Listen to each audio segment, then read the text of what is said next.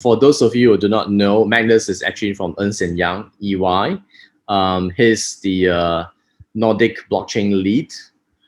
So today, we're going to talk about some of these penetrations of the technology in different industries. And I believe Magnus from Ernst& Young playing a very active role in many enterprises in terms of adoption of blockchain.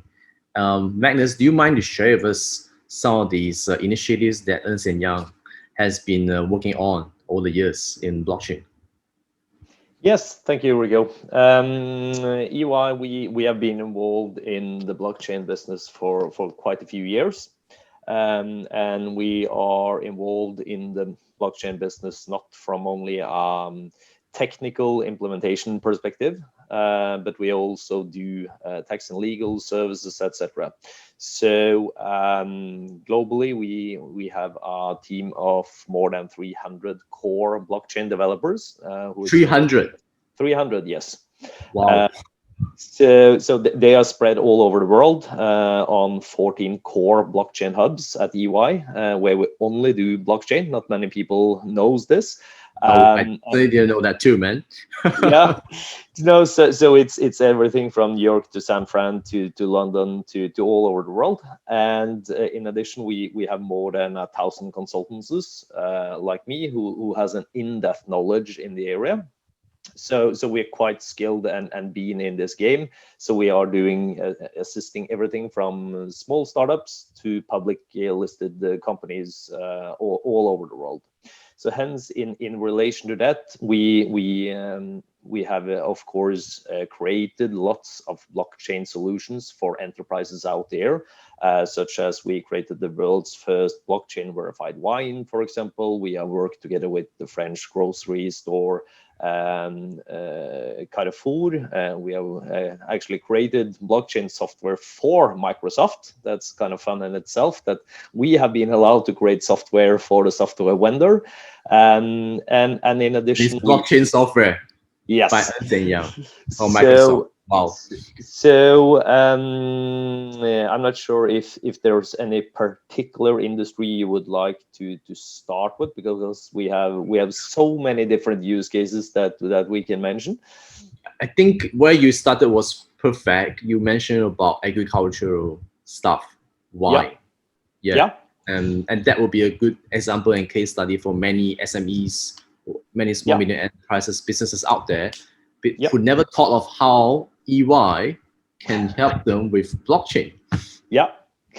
So the wine case was carried out quite a few years ago in Italy.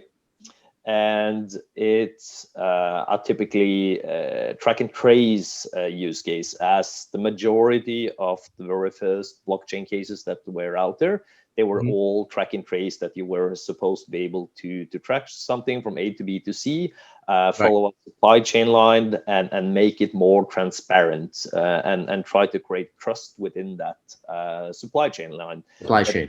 Yeah, whether or not that was for the purpose of establishing trust among the members, the vendors, etc., the value chain in the value chain, or towards consumers. So in brief, very, very, very high level explained, we have put sensors into baskets where you collect grapes. So you know that the basket has been at a certain tree. So hence these sensors are then connected towards the tanks in the productions area. So we can know that these grapes that came from these trees has been put into this tank. So then it's a further follow-on that this case of wine that has been produced from these trees at these ranks at a certain level at these certain degrees are put into a van. So you can measure also vibration in the van, you can measure temperatures, and then it's transferred to a wholesaler, so we can register last pickup point of the wine, so we know where it has been sent, and then it's QR code on the bottle, which the consumer can scan, and then you can get all useful, not so much useful information about the wine, such as these elements, and be able to see the history of the wine. and that's that's sort of fine by itself. But the challenge out there is that when all these use cases were around in the very first start, say 2016, just before the hype, everyone was talking about tracing a bloody mango or a spare part for an oil rig or a bottle of wine. Yeah. And that's sort of, that's fine in the sentence that reconciliation work within supply chains normally take days, weeks, month to carry Exactly. out. So Right. so for that purpose, it's a perfect match to do so. But in the majority of cases, you actually don't need a blockchain. You could just Exactly. That's what I was trying to say. How do yeah. you apply blockchain? Because it sounds like supply chain management to me. Exactly. So the thing is rather that I would say the actors that were out there in 2015, 16, 17, that started to look into it, that actually understood the potential of it, did it for the R&D purposes of it, to understand and prepare for the future. While there's no secret that a bunch of enterprises out there, and still are just doing this for the PR, the marketing gimmick, to get Right. attention, while they don't understand it. They want to patent their solution. They don't want any actors to join. And if you don't want any actors to join on your private blockchain that you control all the nodes on, well, then there is no use. Then you can just have a Dropbox solution with a password protected Excel Exactly. spreadsheet. Yeah. That's sort of It's a the need legacy. for it.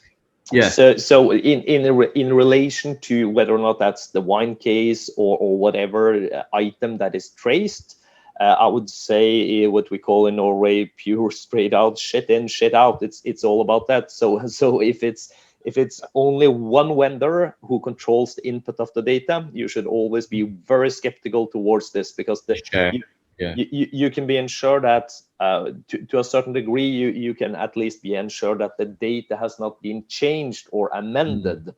That's the one of the benefits of a blockchain. But i.e., if you also control all the nodes as one entity, then you Yeah. technically and theoretically can also amend the blockchain. Exactly. So hence, you should be very cautious towards when you see a blockchain solution, whether or not and control where the data has come from. That's the key thing.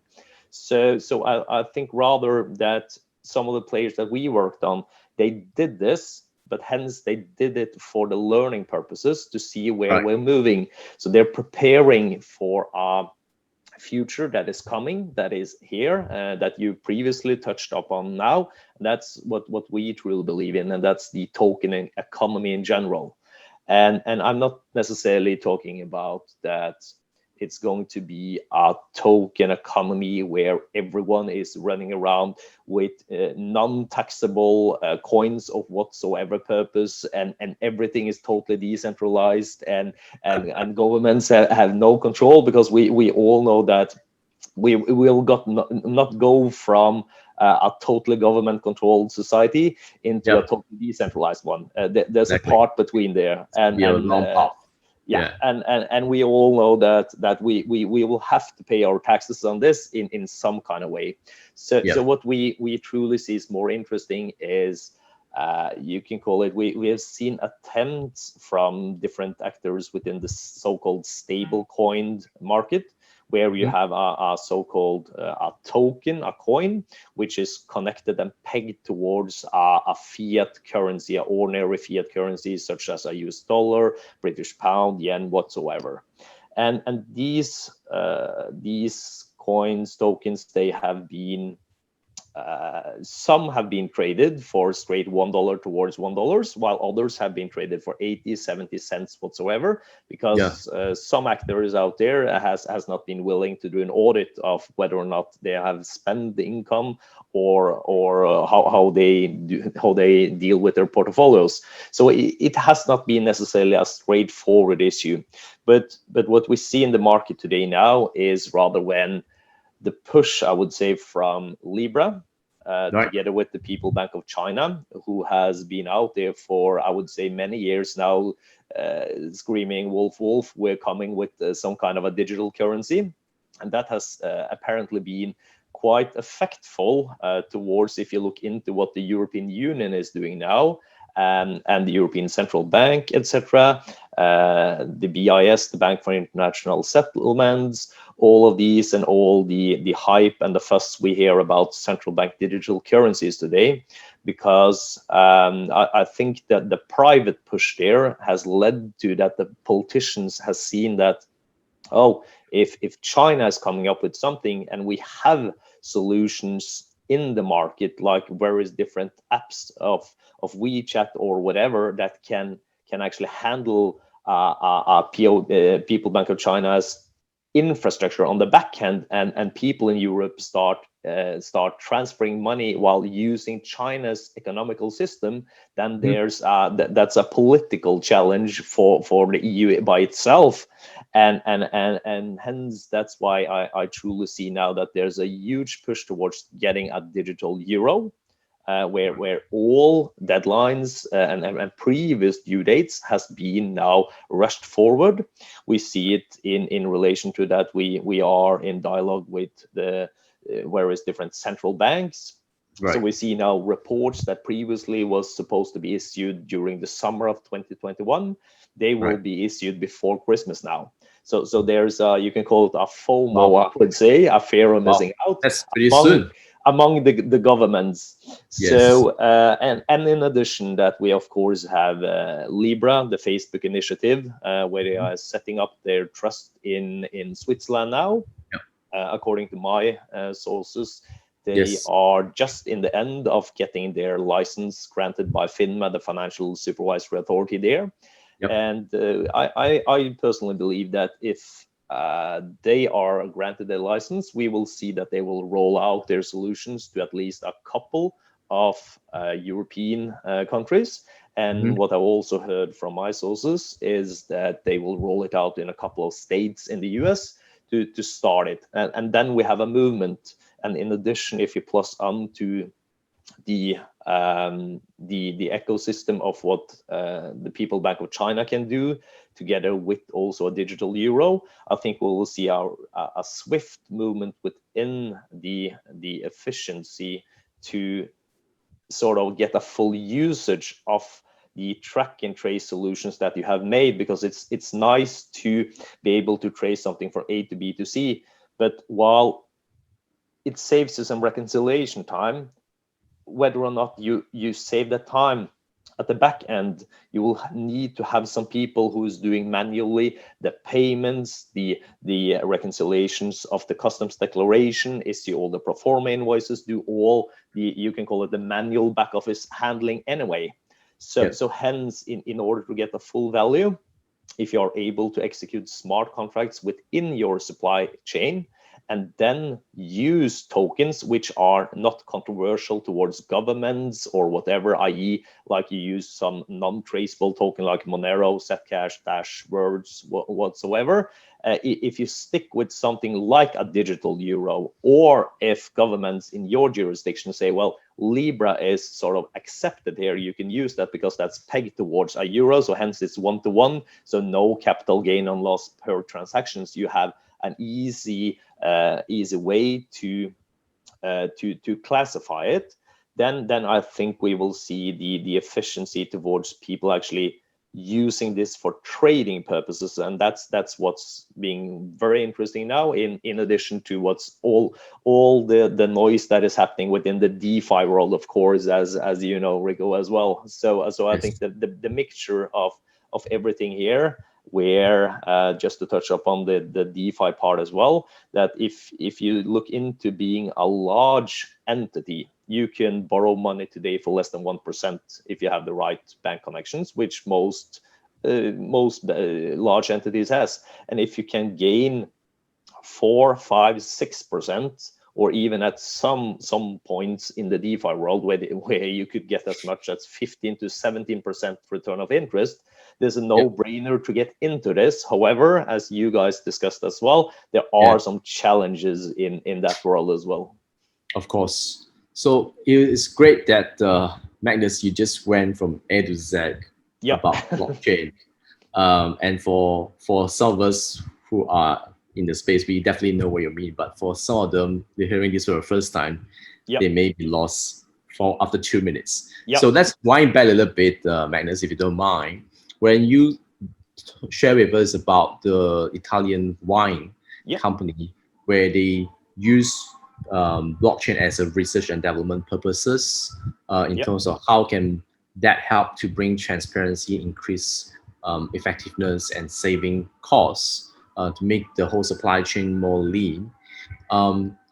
Do you see that actually happened, and has it been done yet, where the data are being, encrypted on the blockchain and stored on the blockchain, and that could actually help in terms of automation moving forward with the adoption of blockchain in the existing supply chain management systems? Yes, it's. I would say it's a combination there, as I say. The blockchain by itself is just infrastructure, a protocol layer. Yes. So lots of people, including journalists, are not understanding this perfectly well, because people tend to believe that blockchain is some kind of magic solution that you have in the corner of your office, running at the machine. And they think it runs in machines. It's like the machine behind your background. Exactly. Exactly. Correct. So you always need to do some work as well, Rico.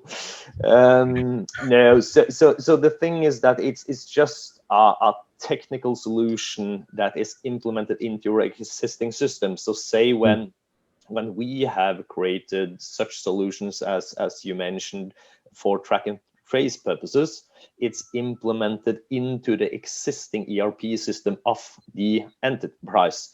So hence, it's not a standalone solution. It's things that can make things move more swiftly and efficient. Right. So it's all about understanding how you can use it. So say, for example, we have a platform where we can execute a smart contract between a seller and a vendor. So in a real world, if you are to sell that bottle of wine, you will have to, in a normal process, someone is ordering it, then you have a transporter who ships it, you have to register if you receive the goods, then you have to inspect it, then you have to send the invoice. The invoice normally has a due date of 30, 60, 120 or even more days. Yep. And then you will have to check if you have received the payments, etc. You have to transfer the legally rights, the papers to the ownerships, etc. So if we take this out to give an example of one of the blockchain platforms that we have created, you can put all of these things in a physical world into a smart contract added onto your existing ERP system. So everything is issued in an ordinary world with pro forma invoices, with ordinary invoices, paying VAT, handling the taxes, etc. So what's happening here is rather that when you agree with a person to buy a bottle of wine or whatever good it is, the seller locks up the ownership papers in a smart contract. So hence they cannot withdraw from the deal and say, we will not transfer the ownership to you. And in the same way, the buyer locks up their payment in a smart contract, saying, hence they cannot just withdraw and say, we will not pay you. So the assets are and the payment are locked up. Then you have a token that follow the transfer of the good. And when that token that can execute either on manually inspection, so we can inspect the goods manually, or automatically by the Incoterms of the place of delivery of the goods. Right. So when the goods has been received, the smart contract can execute immediately and say, goods has been received, transfer payment to seller, transfer owner verification to buyer. So that is dealt with within less than a second, compared to today where it takes you months to get the reconciliation. And that's where the real efficiency towards blockchain is. Awesome. So Magnus, you mentioned about the token just then. Yep. But that token is not really a cryptocurrency in this architecture of blockchain. Well, it is at the moment. In some solutions, we can create a token that is only used for that kind of purpose. If you look into using this for intercompany transactions, for example, and if you look into all transactions, the majority of transactions among companies in the world today, they are actually intercompany. Yeah. So what we can do then is we can say that this token has a value. You can peg it towards Norwegian crowns, to euros, Local to currency. You can yes, peg it to local currency with that token of value. exactly. So it's easy for calculations and settlements. Exactly. So the company itself, between the seller and the buyer, can agree that this token is pegged towards euros or yen or Norwegian crowns whatsoever. Then hence they can actually execute it. But still on this one, the token is used only for the infrastructure purpose. Right. So the underlying payment is dealt with in fiat. So what we can have as That's efficiency today when we talk about the stable coins and also the private coins such as Libra whatsoever, as we mentioned. Yep. The efficiency towards this is that you can chop off some parties on the back end of the payment clearance. So say if you are to receive a payment today, it depends on jurisdictions, on what kind of banks, and if it goes cross country or not, but it could take everything from at least half a day if you're lucky to several days, weeks to receive it. So if you manage to put this element into a smart contract as well, as I described, that the contract is executing and transferring, then you can receive also an immediate payment by using whether or not that's the People Bank of China's coin, the Libra, the digital euro, whatsoever. Yeah. So that's where I truly believe we will see the real efficiency of blockchain, not being able to do a so-called decentralized database for transparency purposes, which in reality is not decentralized. It is de facto centralized. Hence, it's more when you can actually add the payment structure towards this. That's where the blockchain has the real benefit and the real use case potential. So me personally don't think we are even close to see the real potential as many journalists has said about the blockchain. And they said, oh well, we've seen this A to BTC, it's a nice to have and not a need to have. Blockchain, well, we haven't heard that much about this because the price of Bitcoin has de facto been, you can call it, quite stable in the last year. So you don't hear about the greatest heroes and greatest fools anymore, and hence people tend to believe that it's not into this industry, that this is some technology that is just going away. While we that are into this industry and working on this on a daily basis, we know that there's a lot of stuff going on the back end. Yep. And there's a huge push in the market. So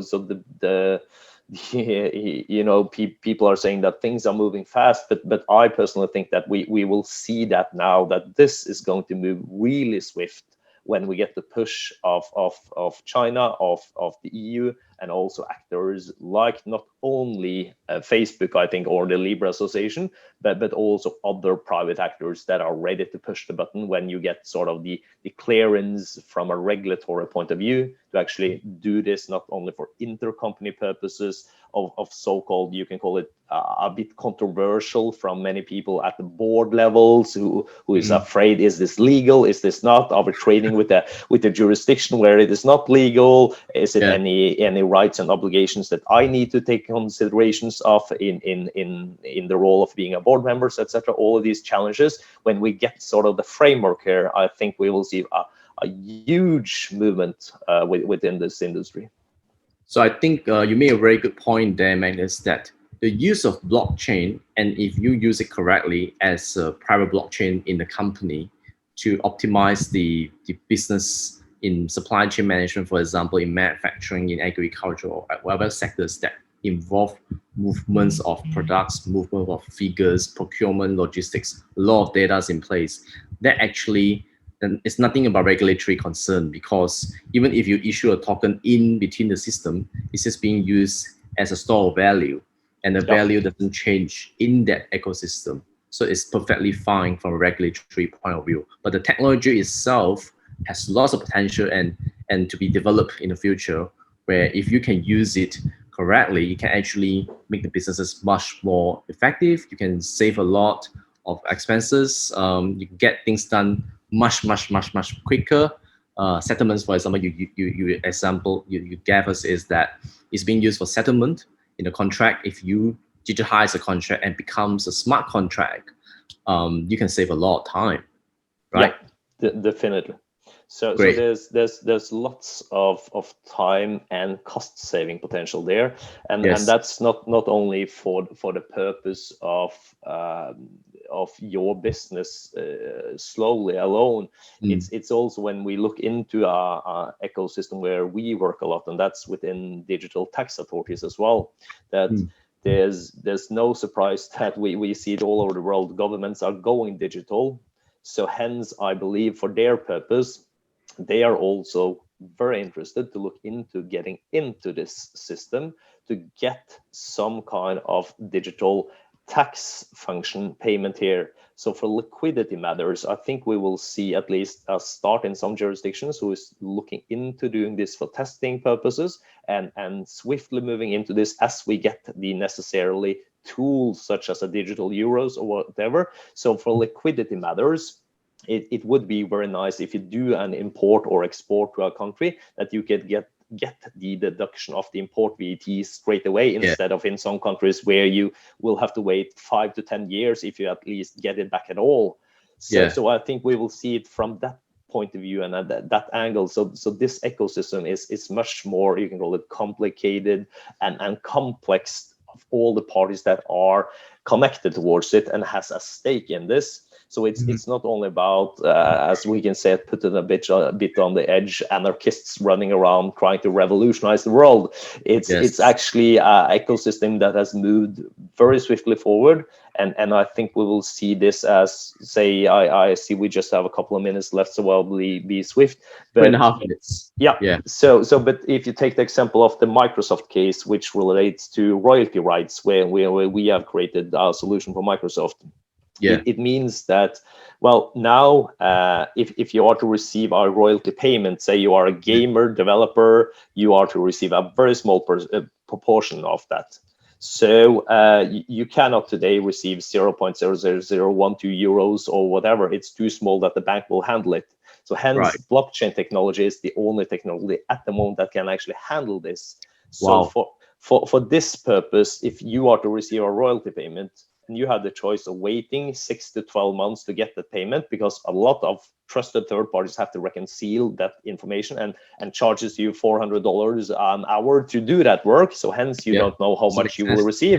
Instead of, as we are working on together with Microsoft, that would it be possible to receive an instant payment by the sale, by receiving actually 0.00012 euros or whatever, then for liquidity matter, it would be quite nice. So that's the real potential as and the great use case that I see for the blockchain technology when you get the payments involved. And then I don't mean, as you said, not only including the possibility of including bitcoins, but that we actually get I am pretty sure most of the tech developer would prefer bitcoins to receive it in bitcoins rather than in local currency. But technically that's possible as well, and Bitcoin is legal in most jurisdictions. So hence it's nothing that, as long as you pay the taxes and the VAT, you are perfectly fine. Say at our Swiss office, you can pay the EY bills by Bitcoin actually. Are you serious? Yeah. Since 2017. Your clients can actually settle the payment to EY using Bitcoin. No, it's a third-party intermediary in between there. So you get an invoice with Swiss franc and VAT, and you have a QR code that you scan, and then it says pay by Bitcoin. Then we use a third party. You pay by Bitcoins there. We take care of the fees that third parties handle, and we receive Swiss franc from that third party. So we don't hold the Bitcoins ourselves yet. Thanks for the clarification. But it's cool that, even a big four firm like EY could accept payment types of payment, including digital currency and for example Bitcoin. Do you guys accept other digital currency besides Bitcoin, USDT, or any local Swiss franc or euros? No, we have well it all depends on what type of currency that third party exchange are accepting. So theoretically you could do that by going from one to another, and then by the exchange paying in Bitcoins and exchanging. But with we don't officially. Definitely is possible then. Definitely possible. Up to that value. Cool. Thank you very much, Magnus. And I think today it was a very interesting session, and thanks for sharing on how small medium enterprises, manufacturers, growers can actually use blockchain into their businesses and optimize it. And of course, I hope you have a good day in Oslo. I think it's pretty early for you over there. Oh, fine. But, look forward to catch up with you soon, Magnus. Thank you very much. Likewise, Rico. Thanks for the chat. Looking forward for the rest of the day. Thank you. Cheers. Take care.